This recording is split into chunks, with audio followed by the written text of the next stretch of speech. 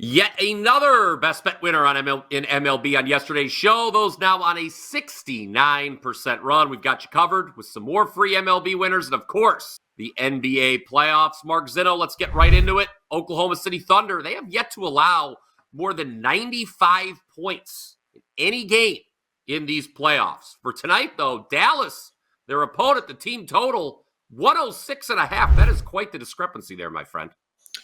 Well, one, you have an Oklahoma City team that's still top 5 in defensive efficiency in the NBA and has been pretty much all season long. So it's not a shocker to see their defense doing this. But also, odds makers are trying to adjust as we're continuing to see now we hit the second round, these totals flying over in rather convincing fashion, similar to what we saw from the New York Knicks and Indiana Pacers last night with 100 and 250-plus points scored in that game. So odds makers are trying to adjust and adjust quickly here. But this is a matchup of two teams that are just kind of not in the same class. Oklahoma City has been the class of the league the entire year, and Dallas is not. And for some reason, people walked into this series with Luka and Kyrie thinking that they were going to hang around. And game one taught us that these two teams aren't close, and I don't think it'll be close in game two. Yeah, you and I both liked the Thunder in game one, in albeit different ways. You had OKC over their team total. I just laid it with OKC. We shall see if they can take the 2-0 series lead. Of course, everyone thinks the Celtics are taking a 2-0 series lead. The other game tonight is Cleveland at Boston. Cleveland, last two postseasons on the road, guys, 0-6. And those 6 losses have come by an average of 20.3 points per game. Wow. They've scored 100 or more in only 2 of their 8 playoff games so far this season. So I don't know why the Cavs team total is 99.5 tonight. Is there any bet, Mark, you could make that would speak positively towards Cleveland's chances in game 2? I told you all before the series started, and I'll reiterate it again. The only way to bet Cleveland is in the first quarter or the first half, because if they're not out to a lead and they're not playing with a lead, they're dead in the water. I would be flat out shocked and surprised to see Cleveland lose a first quarter and not cover a first quarter bet, yet cover the first half. I would be shocked to see Cleveland not cover that first half and yet still cover the entire game. Cleveland cannot play from behind against the Celtics. They do not have the shooting. They do not have the scoring. Their defense has to set the tone early and set the pace of play. And in order for them to be able to even come close to covering a number, let alone winning a game, they're going to have to do so by playing with a lead.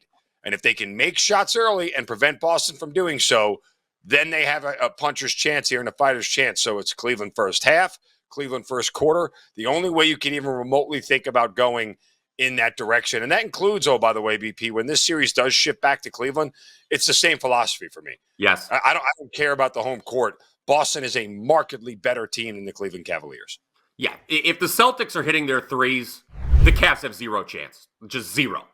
From a pure volume perspective, the number of three-point attempts, the Cavs are going from facing an Orlando team that was dead last in three-point attempts to the team that is number 1 in three-point attempts. So if those threes are going in for Boston, again, zero chance for the Cavs. All right, let us know how you're betting the NBA playoffs here on Thursday, whether it's Dallas OKC, Boston Cleveland. Just drop a comment down below. We always reply to the good ones. Show Best Bet is coming up in just a few, and it will be in the NBA. But first, Mark, you've got a look in Major League Baseball that you wanted to share for today. Short card. Good number of that card is in the daytime. But you are looking at the Guardians White Sox first 5 total.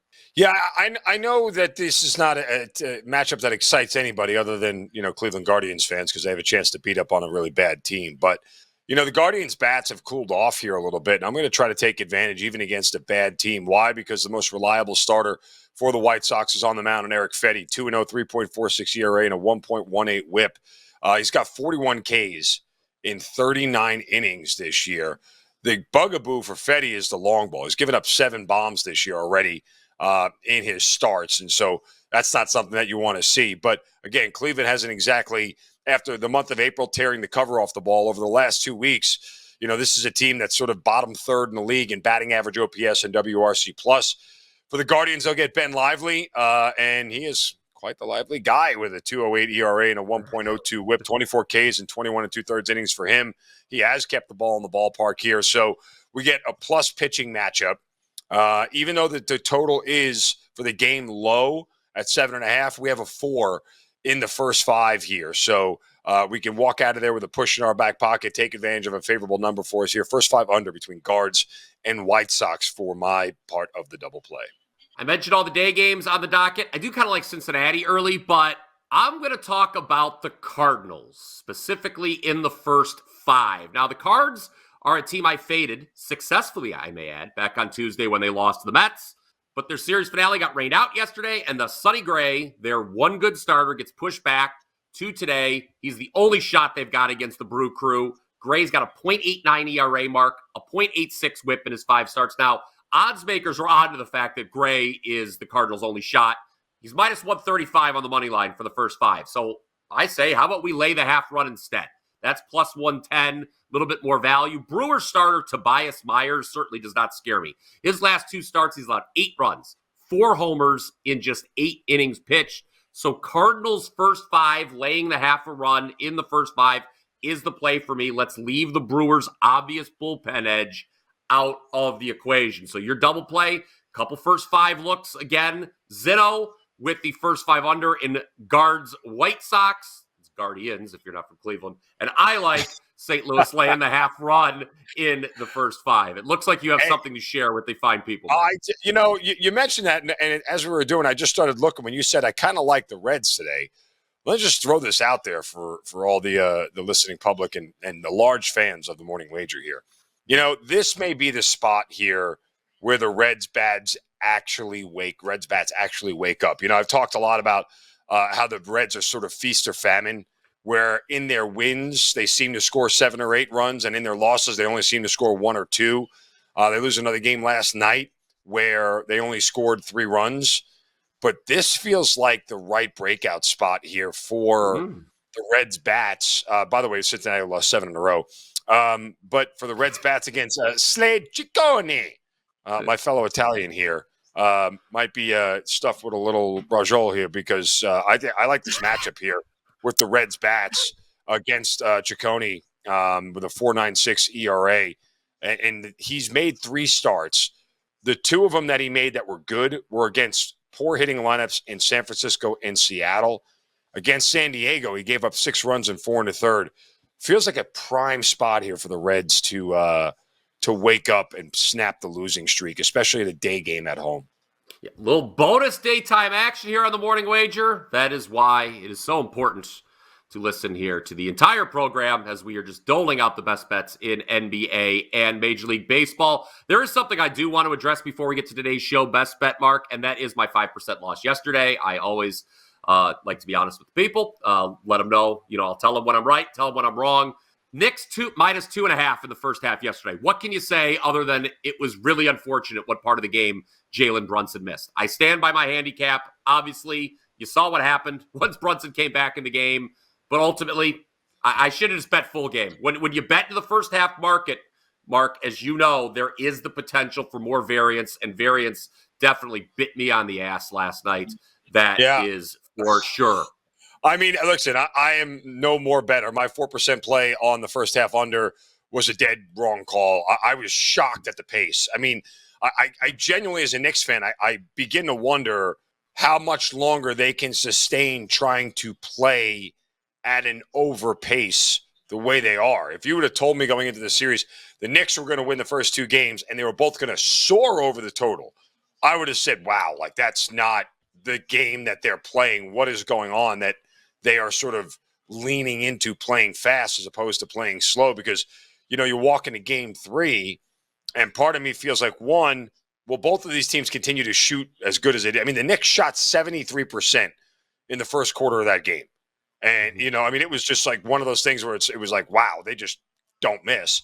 And so when we look at the game as it shifts to Indiana for game 3, I mean, it feels like I want to play an under, but, Indiana tends to play faster at home than they do on the road. And they score more at home than they do on the road. So where is the Knicks defense? And I don't know if they could continue to make shots at this rate. The Knicks are a good team. I wouldn't characterize them as a great shooting team. Like, for a better part of the regular season, Josh Hart missed more than he made. This wasn't a guy that was, a 50% shooter from the field, and yet he's doing it in the first 2 games of this series. So it just kind of begs the question as you start to look at the line and watch where it goes over the next 24 hours before they play their game in Game 3, what really is the game script going to be like between these two teams? Yeah, and the other thing to watch with the Knicks is Tibbs is running these starters into the ground, man.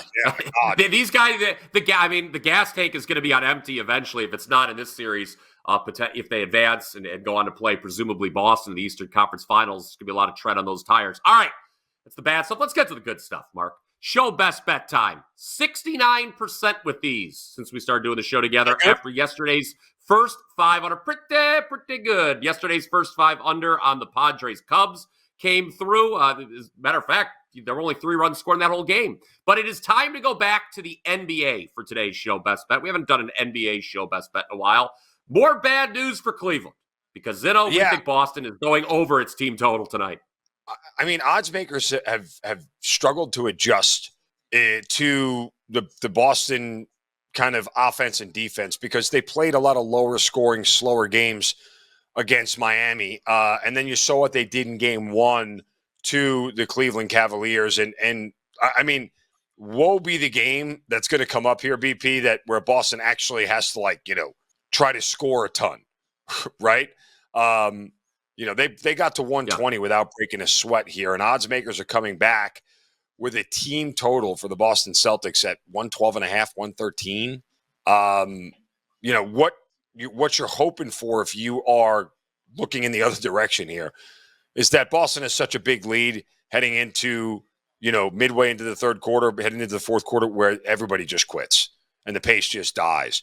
But if Cleveland is even approaching 100, the Celtics are going way over this number here. So I think that you're talking about a team that at home in the Celtics that averages 122 points per game. Even though in their last 5 playoff games, they're only averaging 109, most of that was just because they didn't have to really push against Miami, who could barely get to 90. Right? Like Miami could barely, the last 3 games, they didn't even get to 90. So why is Boston really trying to score 110, 120? They didn't need to. So from that standpoint, I think you look at those numbers objectively and go, those games are more a referendum on Miami not scoring and Boston not needing to do much. But Cleveland is a little bit of a different animal. I think Cleveland has better shooters than Miami does. And so Cleveland will continue to push. Boston will continue to push. We go over this total of 112.5, 113. Yeah, again, the Miami series aside, that was kind of the exception to the rule. When you're a double-digit favorite like the Celtics are here at home tonight, you got to go over your team total. Yes, you got to go over your team total to probably cover that spread. So Boston team total over 113 is your show best bet. Let us know what you think of that down in the comments section below. If you agree or just like what you heard today, feel free to smash that like button. Give us a thumbs up. We appreciate your support. And as always, we appreciate all of you who are subscribed to the WagerTalk YouTube channel. Mark and I, of course, doling out the free winners every morning, Monday through Friday here on the channel. If you're not already subscribed, just click the button that says subscribe. That is how you don't miss any of our exclusive sports betting content. And folks, don't forget about last night aside with our losses, BP and I have been two of the hottest handicappers in the NBA. Right now, you can get 2-for-1 special over on the website. All of our NBA plays through the rest of the NBA postseason. I'm still operating at a 70% clip over the course of the past week and a half. BP, I know, is the top handicapper in the last month in the NBA, if I recall correctly, right, Brian Power? Am I stating that correctly? 70% run, 21-9 last 30. So for $1.59, you get that all. On the site today, I will have a play in the NBA playoffs as well as one more play in the MLB, running on 3 straight MLB winners here over the course of the last 2 days. So we're starting to heat back up after a little bit of a dip from our hot April. We normalized, but now we get right back into it, start cashing some more winners. Both of those plays will be up on the website here just shortly after the finishing publication of the Morning Wager, as you guys get it on the WagerTalk YouTube channel as well. So WT.buzz/MZ. Don't forget about that 2-for-1 from Brian Power and me for the rest of the NBA playoffs. Yes, that is every winner for the rest of the NBA playoffs for less than $80 per expert. Great deal. I know many of you already taken advantage. If you already haven't done so, you can go to my page, Mark's page, or just click that deals tab on WagerTalk.com. All right. Another one in the books. He's Mark Zinno. I am Bryan Power. Until next time, let's cash some tickets.